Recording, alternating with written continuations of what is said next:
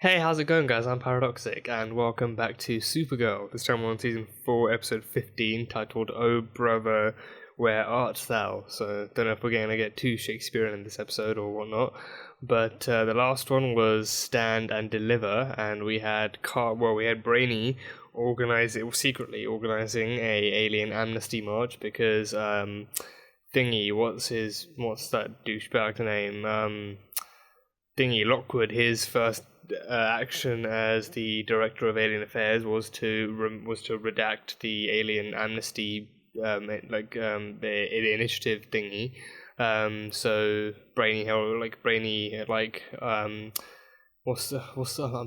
keep forgetting words. Brainy anonymously, that's the word I was going to say alternatively, but that doesn't sound right.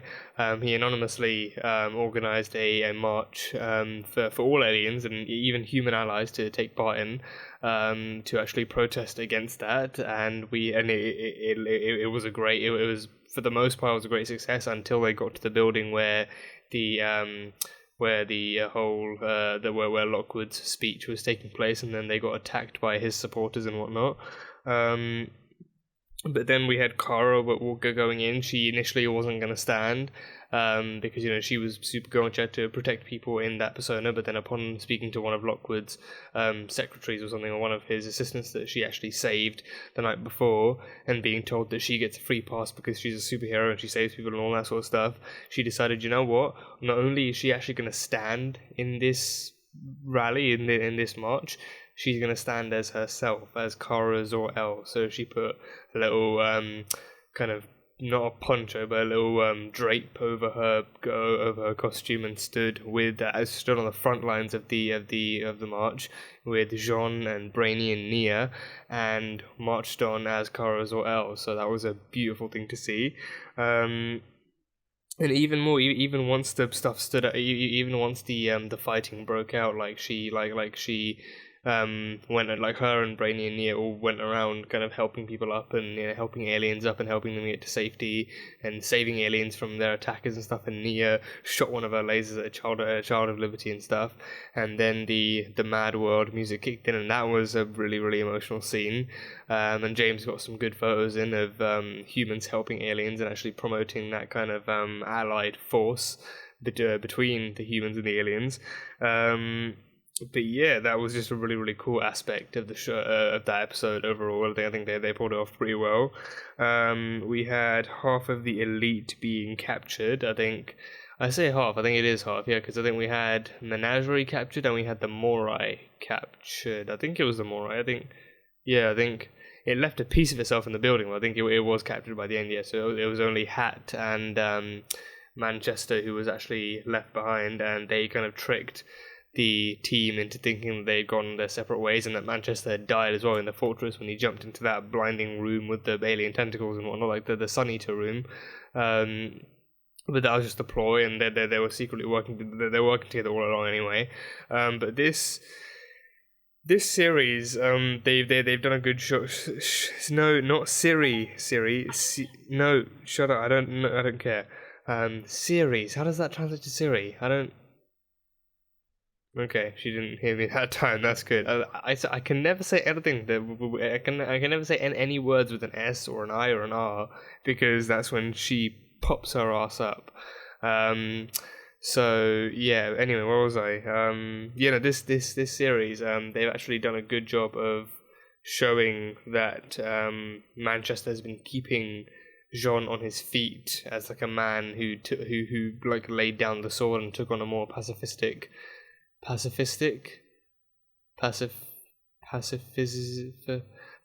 sounds like a word. I want to go with it. Took on a more pacifistic approach to how he does things, and he stepped down as director, and he tried to honor his words to his father that he would take a more peaceful approach to any battle that he fights. But so far that hasn't been going on. He's been put up against a guy known for having anger management issues, and known for a guy who uses his fists and his feet to get out of arguments and whatnot, and to get answers out of people. So now the last the last episode ended with him transforming into a manhunter and said, now it's time for me to find you like a manhunter. So he's gonna pull out all of his Martian tricks out from his sleeves, and go a lot more Martian style and actually finding and stopping Manchester from doing anything else.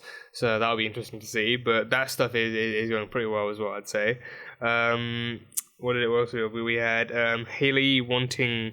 Haley kind of insisting that Lena make the cure faster because, you know, she saw what the attack was like between the Marchers and the Lockwood's people, and she wanted that she wanted the serum made faster so that, you know, oh, we need our soldiers to be super so that they can protect our homeland effectively. So gonna need that serum on the clock, Miss Luthor. And she and Lena knows the price of doing human trials way too early. She lost Adam to it.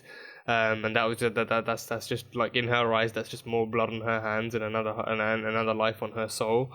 So she can never put anyone else through that again. She can never put herself through that again.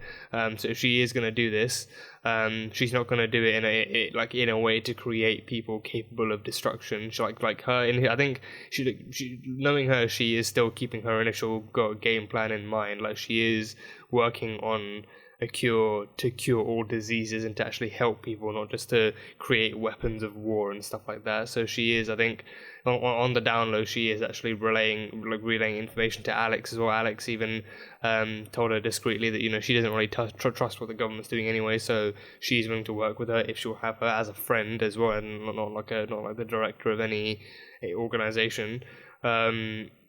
So I think she is still sticking with her plan of actually curing people, but like with this one, she is somewhat willing to help the government as well and actually, you know, get this thing done for them. So yeah, I mean, I assume it is, but I can't remember if it's actually a paid project.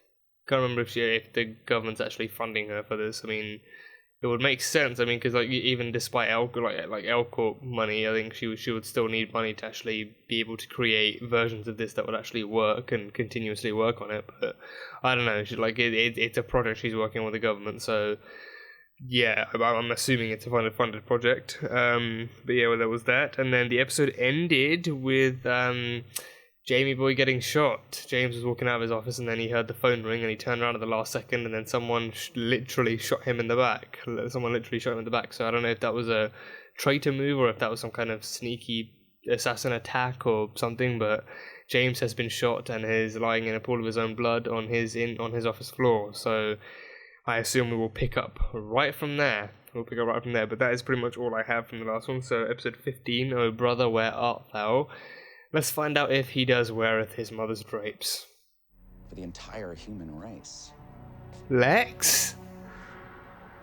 Oh crap, Lex! Wait, is that John Cryer? The dude from 2.5 Men? They will finally wake up and see him for what he really was. Is she trapped? Is she like tied down to the chair? Damn. At least he's a good man. He is not a man! They're gonna thank me. So this was 4 years ago. So what, he subjected... Wait, what so he subjected the world to a red sun and caused... I'm so confused. His spine was badly injured. We don't know what's gonna happen. Oh, is he paralyzed? Oh, is he gonna be paralyzed? At the march, he threatened me. He swore to come after me and my family, everyone I care about. Seems he started with James. We have to find him. Stay with James. Would Manchester really do this though? Like, actually attempt to kill some? I mean, yeah, I wouldn't put it past Manchester, to be honest. Lex and Lena Luthor teaming up to save Superman's best pal. What would Mother think? That sounds like a ticking time bomb to me. Something's gonna go wrong. He's gonna pull something out of his sleeve. Sorry, I just got off a red eye. I'm Kelly Olsen. Hello. James' sister. Kelly Olsen. You Kara's sister? Yeah, Alex. It's nice to finally meet you. You too, Kelly Olsen. I mean, I didn't even know you existed, but it's nice anyway. I'd like to see James right away. Absolutely. And these people are family too. Make sure they have access. Great. Kelly Olsen. I didn't even know James had a sister. Really Great, Kelly Olsen. Lap it up like a dog. How dare you? It's okay, sis. I'm used Great, to it. douchebag security, add that to the Very list. Popular to say is What, is Lena wearing a three-piece? Damn. one. Eve, I know what my brother's capable of, more than anyone. But I Can you truly stop him if he believe tries his anything, though? instinct right now is just to live. I don't think Yeah, you but can what imagine about- a world without him in it. Yeah, if he... Come on. Lex is not the kind of person to not have some kind of ulterior motive for living. If he lives, what then? He'll continue to bleed out. He might die. Correct. Then best to do Yeah, the it's surgery, right? Yeah. Him right away. Might as well try whatever chance we got to fix There what's is another happening. option. All I know is that she and James had a messy breakup and that her family has done some terrible things. Many of them to my brother. Those things have nothing to do with Lena. That doesn't mean I Yeah, want to Lena ruin is my not brother's a life. Luthor. I just want what's best for James. Did I ever tell you about my dog, Ignatius? Before you joined You our named your family, dog he was my Ignatius? closest Jesus Christ, companion. you really are a And psychopath. when I was 7, But she wasn't your mother. she was yours. I Oh, want you to know crap. with certainty that while I came from poison, you came from love. And if the rest of this Oh, family stands still in God. darkness, you will always fall into the light. She will. The one thing Lex says that's actually right. You will. Damn. Wow. We're the ones you couldn't save. Who you wouldn't save. Just like your own daughters. Oh, crap. Alex, let go. This isn't you. It really isn't. John? John? Oh, Jesus. But I will take it. Yes, thanks. Jello really is the perfect hospital food. Who says no to It's a jelly? metaphor for trauma. You were where you needed to be. I am now. Peace offering to have I Jello am to going to go and Alex. find the snacks. Yeah, I'll come with you. Okay. John, by the way. Oh, cool name. Very cool name, John Jones. I think this event has forced me to process every difficult thing I've ever experienced, and I still can't even get a choco.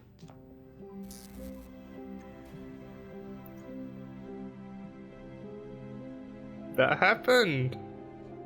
Oh, Brainiac kissed. Brainiac kissed for the first time in a hospital. It could be worse, but hey, first kiss. That's always great. I am asking that you trust me. Let's do it. Okay. Okay, you know, you trust Alex. Alex trusts Lena. Habit, but I heard what you just said. I brought the drug, just in case. We have to find Lena. You did? What did you? Okay, but I guess that's convenient. Any witnesses will be considered accessories to a crime. Where's Luther? Leave now before I fire you. That's a boss-ass move if I've ever seen one. Oh, please let this work. That is a big syringe. Don't stand up and fight. Oh, revisiting his memories. Oh no, not his daughters, not his daughters. No, please. Come on, John. This isn't real, okay? This isn't real. Come on, John. Come on. Oh, God. 2 strikes at once. Jeez. Oh, tell me this works for James. Wowza. It's healing him. And he's awake. He's awake. Manchester's dead? He actually killed Manchester. And he got the ring back. One of them even saved your life. Yeah, about that. Uh-huh. Thank you. I'm just glad you're okay. I know you just came back from the dead, but you're about to wish that you didn't. Because I called Mom. Oh, crap. No, don't Yep. leave me alone. Oh, that's going to be one long phone call. That is going to be a long phone call. Hey, Mom. relationships based on intense experiences, it never work. What are you? The wise man is Keanu Reeves. A truth teller, if there ever was one. Oh yeah, Easy to for the line say, from you and I- Speed. Oh jeez. All right, well, Didn't Keanu Keanu Reeves and says- Sandra Bullock get together at the end of that movie? Only makes this more difficult. That happened, right? Did you not see the end? Don't sink my brainier like this. Come on. Whatever you say, Will. You took advantage of the attack on the dam to kill the power while James was on the operating table. You risked his life and the lives of countless others just so I would be forced to test the harunel. You manipulative son of a bitch. Oh, you figured it all out. But I also had Jimmy shot. Unfortunately, that wasn't as effective a cattle prod as I'd hoped. Wait, what? You are sick. Exactly. He ordered the shoot? This horrible... Wait, so who did it then? ...is eating me up.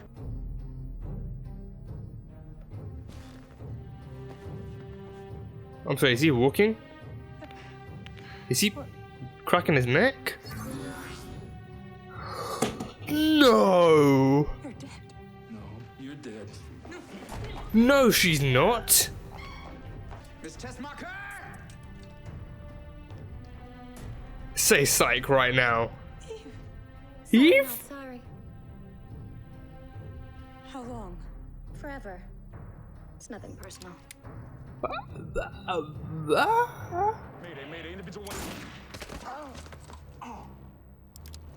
That won't be necessary, Miss Tessmacher. Eve! My sister may be happy to let You me were a die. bunny! I have no What intention of happened? killing her. Oh no, Lena. Stay here and take care of her. Oh, Yes, Miss Eve. How could you? Indeed. Oh, sweet baby Jesus.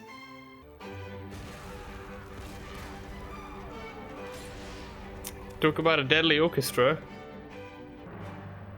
Oh, this is horrible. Lex is out and about. And he's alive and well. Wait, so was the poisoning just a... Oh. Wait, so was the poisoning just a distraction too? Was that just all faked? Yeah. Now you've met your match. Nice to finally meet you. Take his ass down, Kara. Yeah. In the next episode, of course. In the next episode, I wouldn't expect you to do it all in one day. I have got words to spill. First of all, Eve. Evelyn. Don't even know if that's your first full name, but Eve. Evie. I expected so much better from you than to ally yourself with a bald douchebag, but apparently that's your type. No judgments from me. Not. No judgments from me. Not. Yeah, that works. Oh god, okay. Where to begin on this? Well, first of all, Lex Luthor has officially joined the show, and he is being played by none other than John Cryer. I did hear about this casting decision months and months back, but until now I'd forgotten anything about it, and I was caught off guard. I was like, wait, that voice sounds familiar, because they're on different channels they still do reruns of Friends and 2.5 Men and Everyone Loves Raymond and all those classic kind of sitcom shows. They always do reruns, and I think a while back I remember just out of boredom watching a few episodes of 2.5 Men, and then that John Cryer's voice, he's got that kind of a recognizable voice, I think. So hearing that, I was just like, wait, is this what I think it is? And then it shows the face, and it's just an aged and bald and facial head John Cryer. So wow, for the most part, he's very much fitting the appearance of Lex Luthor. And I will admit, I haven't read any DC comics. I don't know what the canonical history behind the characters is, or what the canonical stories are like. So I don't know what kind of personality or what kind of mainly what kind of personality or like actions to actually base or to compare this version of Lex Luthor off of, because obviously for the movies and the TV shows they change stuff up, and sometimes they overdo it, sometimes they underdo it. So for this one, Lex Luthor seems okay. I think he seems suitable, and he seems very, very Lex Luthor-y. I think from what I do know, I mean, most obviously he is Superman's arch nemesis, but he's also like the kind of human who is very much bigoted against aliens and alien inhabitation on Earth, and his I think for so long up until now, the version of Lex Luthor we've seen on the show is Lillian, the one who actually shares his ideology and the one who shares that hatred for Superman and his kind of people. So we see where he gets it from as well. But Lex Luthor himself, I think he calls himself like the man of tomorrow and stuff at the beginning of the episode, and I think he probably just doesn't I think he either doesn't believe in like that kind of god complex of like gods existing, or he wants like man or he wants man to be able to match that level so that everyone's on an equal playing field and that no man is superior unless it's him. So correct me if I'm wrong on any of that stuff, but that's like what I've like kind of read into so far and stuff. But yeah, I think he is very manipulative. I've heard that much. He is very manipulative. He can create scenarios and create different situations to put himself in just so other people will help him, and uses other people's kind of skill sets to his own advantage, and then just pops them off whenever whenever it's necessary. So with this one, I think his manipulation was him poisoning himself with the kryptonite. And I think that probably did happen, maybe, because even Lena said it, like he poisoned himself with kryptonite to be able to defeat Superman, but then that kind of backfired on him, and now he's dying from the cancer as well. And I think she said he worked with black kryptonite, I think, to actually make a cure, but it never worked out. And like his in terms of like experimentation and whatnot, his field of expertise was in fact kryptonite, and in his many battles against Superman, he had used green kryptonite and experimented with other flavors of colors and shades of kryptonite. So that's his field of expertise, but now that's backfired against him. So the assumption I'm making is that did happen, but he was cured of it a long time ago, maybe it wasn't as severe, so there wasn't really much like treatment necessary, but he used that. And he used Lena's knowledge of that to his advantage and made it look worse than it already was. And he even like faked a stroke to get her to visit and to actually try and help him. But yeah, I mean, Lena and Lex, like their history, from what we've like heard before on the show, like their history, like even from this episode alone, like them saying Lena was adopted into the family, and then Lex almost immediately accepted her into the family, and they used to play chess together, and like they were very much intellectual siblings, and they weren't the kind to have like very many sibling rows, if any, or rivalry or anything like that. But in this one, Lex did say that every time she like completed a new project or came up with a new invention or like created something new, she'd always go to him expecting him to give her some praise on it or something. And then I think at one point Lena said that she did that, and then he'd always end up saying you should have made it pink or something, or like something very really like what's the word, like downgrading, or like what's the word, like degenerating. I don't know if is that the word I'm looking for. I think invalidating. I think that's I guess that's what I'm looking for. Like so something invalidating like that. Whereas on Lex's perspective, it's like if you expected me, like if you wanted me to like give you a pat on the back or a gold star or give you a well done every time you made something new or did something for yourself, then how would you ever expect it to actually get better? So his idea was that he gives her tough love, he doesn't tell her that she did good. He keeps on telling her to do better, so the next time she actually does. And the Luthors themselves, like they do sound like people who focus more on like who focus on merits in the sense that, you know, they keep on working harder and better instead of like spending time celebrating their accomplishments, or actually, you know, spending too much time like, you know, patting themselves on the back. Like, you know, you did one good thing, great, move on to the next. Not you did one good thing, great, take time to recognize that and then, you know, move on to the next one. Like, you did one good thing, great, next. You completed one project, great, start 3 more. And, you know, stuff like that. So that kind of mentality rubbed off on Lena a lot, and she just learned like not to take compliments. She learned not to work for compliments. So it was a pretty toxic upbringing for her in more ways than one. So Lex himself, he has escaped now. But that thing with Eve, that twist, Eve, come on, why? Why would you do this to us? Why would you do this to us? Like, I mean, hey, I thought she was friends with the super family, but turns out she was just hot for Lex Luthor, I think. Or I don't know if she was hot for him. I don't know if she's into him or anything, or if she's just working with him for the evil villainess credit. But I don't know. She's working with him in some sense and for some reason. But yeah, so she was the one who shot James in the back. I wondered, because I mean, when they showed that preview and you saw James falling, the background was all the background was all blurry, and then you saw like, I think I did catch a split second kind of blurry kind of silhouette of like a figure with like a blonde piece here, like a hair, like blonde hair, and then like a figure standing with the gun held out. So now watching the reveal of Ms. Tessmacher coming out, that makes more sense now. So he not only shut down the hospital, the power to the hospital, when the attack on the dam was going to prevent Lex's, to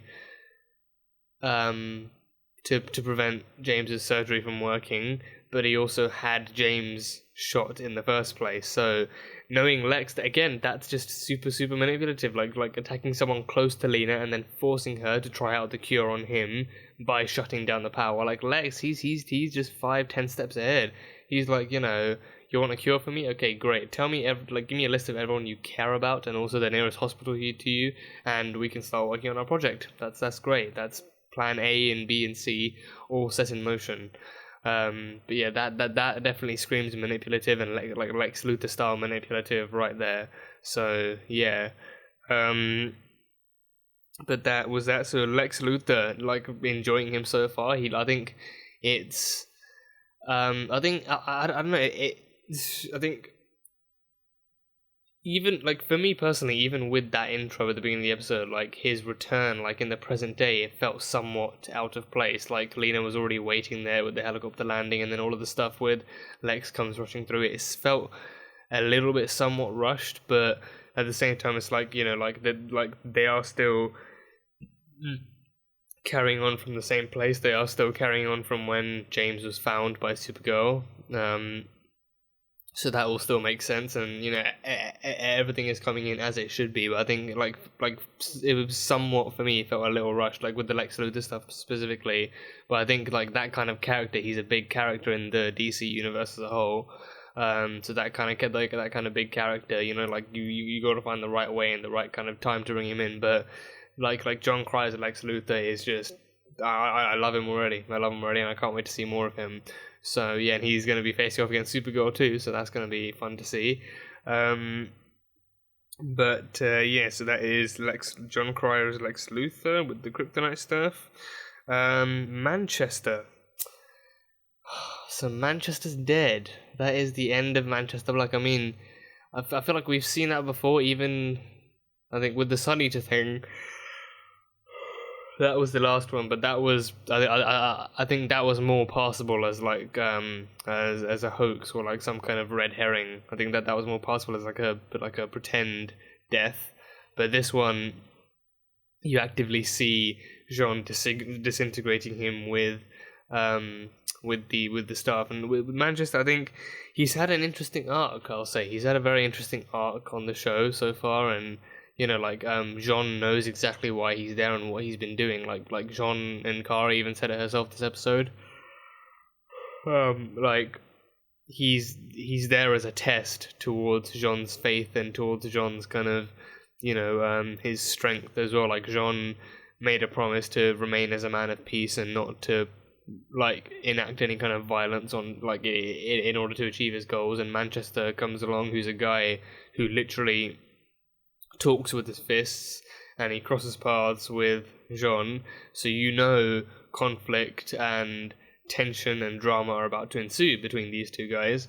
So he was the ultimate test. Like, if a man chooses peace but he comes across another man of violence, can he really maintain that peace? Can he really stay on that path?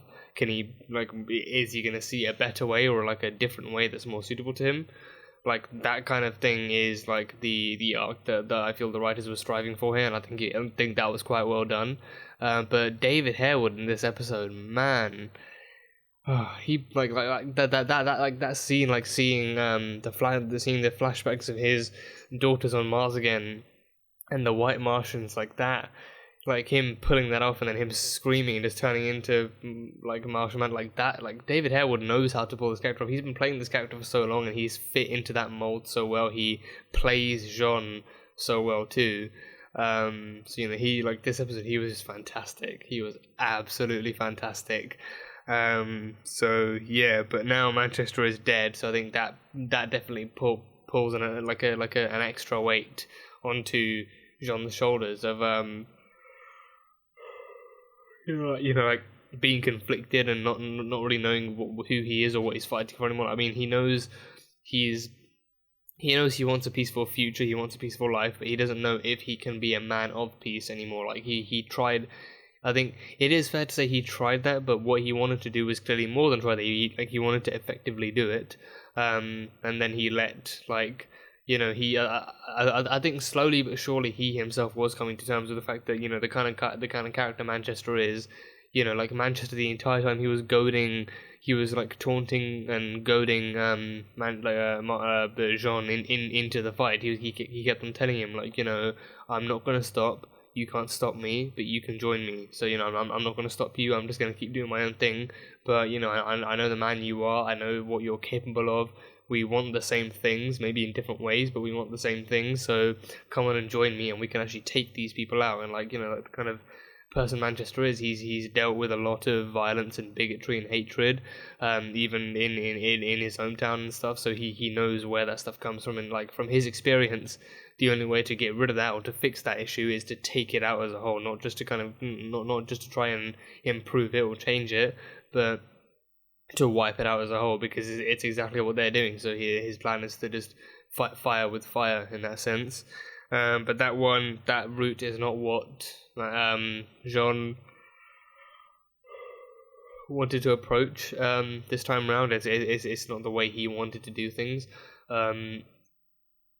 So, he's definitely got to take time now to think about who he is and, like, how he's gonna fight and how he's gonna continue, like having done what he's done. And he can't even give Brainy back the ring yet, because then he's gonna have to tell him, like, he had to kill Manchester in order to get it, and that's gonna reveal a lot of that stuff to the team. So Jean's journey is going up a higher ramp, I feel, or even going down like a really low, steep ramp. I don't know, is that steep? That's steep, right? I don't know. But it's going up and down all at once. It's going up and down all at once, and he's got to figure out which direction to go in, and which direction is the right one to go in, and which one feels right. So he's got an interesting thing ahead of him, but that is the end of Manchester Black. And Manchester accepted that. He fully accepted the death coming to him. Jean, like, summoned the staff back and then plunged it into him, and Manchester just, like, he wasn't even screaming, he wasn't in pain. I think he saw that, the only way, even he knew that the only choice he was giving Jean was to kill him, was to take him out. He wasn't giving Jean any other choice. So the only choice was for him to actually show him that he was capable of it, and actually to kill Manchester to get out of the fight. So I think he welcomed that, like, this is the only way, this is the right way, like, show me, like, the man you're capable of being. And then he just got vaporized into thin air. So yeah, that is the end of Manchester Black. So Hat is going to be very happy to find out about that. The Morai and Menagerie are going to be happy to find out their leader has perished. But yeah, the leader of the elite is no more. So he was a great character, though. Manchester was a very very cool and very interesting character to see, and he blended well with John's character. Even especially with that tension, they blended really really well. So it was cool to see him while he lasted. It was cool to see him. What else? Brainy and Nia. Brainia, they had their first kiss in a hospital corridor. So yeah, again, worst place. I mean, it's not exactly a bad place, but in the middle of trauma, Nia just grabs him and kisses him. And of course, in the middle of Brainy having like an emotional breakdown, not being able to foreseen this event and not having his ring to be able to help in any way, and then just not just not being able to do anything about it, feeling helpless as a whole. And then Nia just grabs him and kisses him, so that was cute. That was cute as hell. And then Nia and then at the end, I think Nia doesn't really feel like they have to talk about it. But then Brainy is quoting Keanu Reeves. That's unexpected. I mean, he does look like a facial hairless young version of Keanu Reeves. Honestly, he looks like a young John Wick, without the facial hair, but with that kind of head hair, and about 10, maybe 15 years younger. If he decides to go down the intellectual route before becoming an assassin, then that would be Brainy, the intellectual John Wick. That is Brainy. But he's been watching Keanu Reeves. He watched Speed, so he quoted that line, relationships built through I think, what was it, relationships built through tension never end well, or they never last long. So but yeah, I mean, I've watched that movie twice, and I'm still I'm 80 to 90% sure that Keanu Reeves and Sandra Bullock actually get together at the end of that movie. I mean, sure, she has a bomb strapped to her chest and whatnot, but even after they kill off the main dude and everything, I'm pretty sure they actually end up together. So I don't know if Brainy just never saw that ending or what, but yeah. But yeah, so according to him and Nia cannot be together because of the tension that their relationship is, their relationship would be born from. But hey, make it work, okay? You come back and you fix this. I want my Brainia to set sail, okay? Right now, it's not sinking. It's on a pit stop, a overseas pit stop. It's just getting repairs and all that stuff, and soon I want to see that shit sailing. I want to see it sailing, okay? That ship will sail. The Brainia will sail. I will settle for nothing less than it sailing. So yeah, but yeah, because I mean, even Nia was disappointed. She surely did want to talk at least a little bit about it, but didn't want to be the first one to push the buttons. But then to hear Brainy say that it would never work between them because of all the tension that's going on and the tension between them. But on the one side, it might just mean that Brainy's too emotionally damaged right now to talk about it or to try and think about it. But I don't know. Maybe later one of them can make the first move and actually initiate some kind of contact. But Brainia, it will happen. It will happen. These guys need to get together. It will happen. I'm sure of it. I hope of it. I hope it. So yeah. What else? Kelly Olsen. We meet Kelly Olsen, the sister of James Olsen.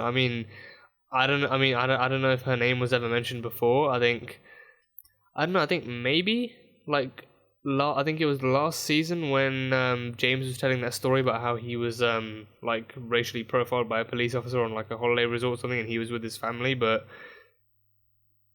I vaguely remember that scene and that story, and I vaguely remember that story and him mentioning any siblings. So I think he could have mentioned he had a sister. He might not have, but Kara knew about him. Alex knew about him, and Lena presumably also knew about him. But Kelly Olsen is the sister, and she's a military psychologist. So she specializes in dealing with people who have emotional trauma and that sort of stuff. So far she seems like a cool character. She showed up immediately, and she I think it's understandable that she's very hesitant to be able to accept help from Lena, given like, because like, you know, like, she knows that, you know, like they went through like a messy breakup, and especially since Lena's last name is Luthor, like again that stuff coming back to bite Lena in the ass. That kind of stuff, it makes a lot of sense, and she's not like immediately ready to trust Lena just yet, but you know, talking with Alex, she is very much ready to trust her. And her and Alex seem to get along really, really well, which is really cool. I think it's time we actually see Alex with a friend of some sort. I mean, you know, I think, you know, obviously like stuff with Maggie and her didn't really go well, and then we had a chance with her and Sam, but even then, like, they remained friends, so that was cool. So, you know, with this one, it's great to see. It's great to see her having a new chance with someone. I think, you know, I'm assuming that Kelly will be staying around for like James's recovery and whatnot, but yeah, it's great to see her with someone new, and to see her like actually having someone else to talk to and stuff.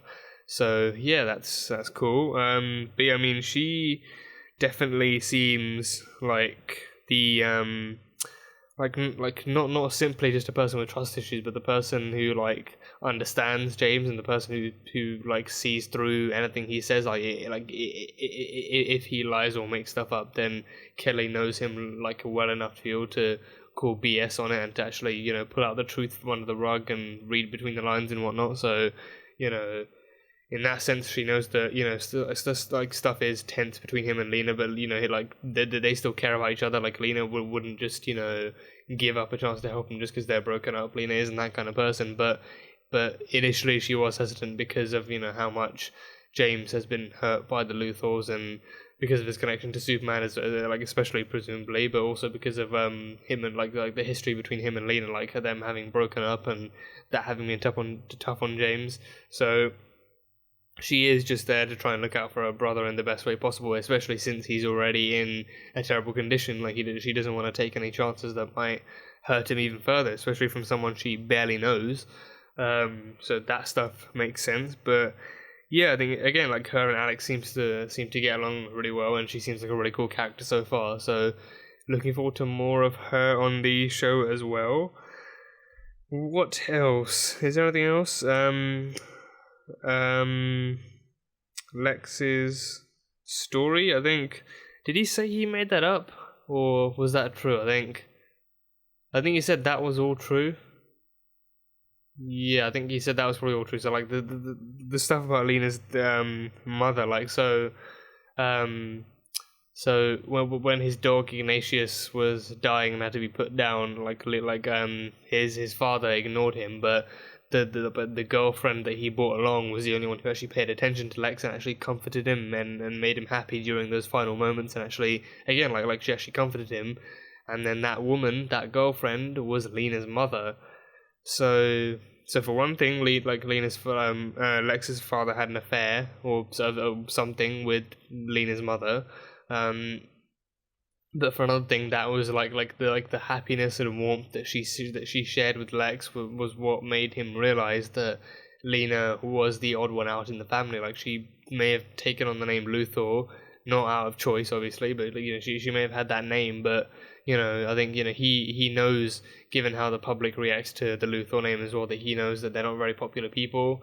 They don't have very many fans. They don't have many people who agree to work with them out of respect or anything like that. But you know, Lena especially is the one on the inside who doesn't want to be on the inside. She never asked to be a Luthor. She just got thrust into this life, and he knows that, you know, given where she came from, given that her mother was that much of a kind and caring person, that's where Lena comes from. Like, you know, like Lillian and Lex will always be the people from the darkness and the people who spread darkness. But you know, he even said, like, you know, like Lena is going to be the one who falls into the light, the one who actually, you know, becomes a beacon of hope for people, if and when they ever need help and all that stuff. So that stuff I do believe he confirmed was true.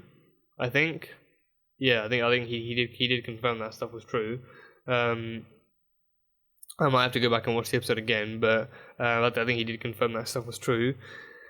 But yeah, so, and James himself, James, he is okay. The harunel worked, he's back, so I guess that version of the harunel that Eve conveniently brought along not so conveniently, given that Lex probably ordered her to, actually works on him. So I don't know if it gave him superpowers or not. I think for as long as we've known superpowers has been a long, like, known side effect of the harunel cure that Lena's working on, but the main goal of it is to cure all known diseases. So yeah, but whether or not he gets superpowers, we'll have to wait and see. I don't know if he's going to become a superhero, or if he's going to be a more enhanced version of Guardian, like an actual super soldier or something. But we'll see. But he is back, and I think he's free of paralysis or internal bleeding or any of that stuff.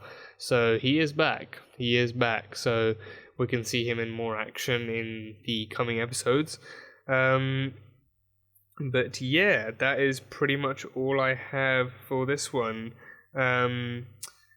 Is there anything else? I think. Oh yeah, well, with the Manchester thing again, I think another great scene was that like little, like that horrifying kind of premonition of sorts of like Jean seeing a zombie Kara and Alex, like a post-mortem Kara and Alex, like Manchester showing him the consequences of him standing idly by. Like if you remain as a man of peace, and if you stand by watching as as the oppressors do the oppressing, then the people you love will die, the people you care about will get hurt, and you will lose them all because you thought leaving the sword and like picking up your words and your soul was what was important. So that scene was pretty intense as well. Like, and like just Alex having him in a chokehold and Kara just somehow managing to snap him out of it. Like that kind of stuff. It put a lot of stress onto Jean and showed him like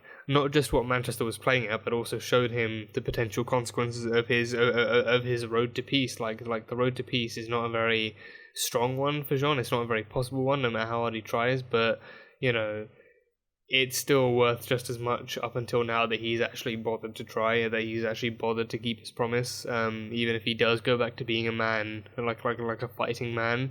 So, being a man of peace isn't something that works out for him, not with the world he lives in, not with the people around him, but it's still worth something that he tried. So I think that is what's important in that sense. But yeah, that's pretty much all I have from this episode. It was a great episode, great to meet both Lex and Kelly. Just really caught me off guard with that Eve plot twist. I don't know how I feel about her anymore. I mean, I don't even know if I like her anymore. I do. Don't get me wrong. I do still like Eve, but after what she's done, like she shot James, which is, but she tricked Lena for all that time. She had her under her deception. Like she said, how long have you been deceiving me? And she was like, forever. And she was working with Lex all along. She was a bunny. Where did it all go wrong? I don't know, but I do hope. I don't know if there's any light to her left. I don't know if there's any talking her out of it. After all this time, I don't know if there's any talking her out of it, but we'll see. Maybe Kara can instill some hope in her and turn her around, but I don't know. But that is pretty much all I have from this one. So that was Supergirl Season 4, Episode 15, titled Oh Brother, Where Art Thou? So thank you guys so much for watching this video. If you guys enjoyed it, then salt and burn that like button. Comment or read all the episode on what you think is coming up next for Supergirl and company. And yeah, that's it. So I will see you guys next time.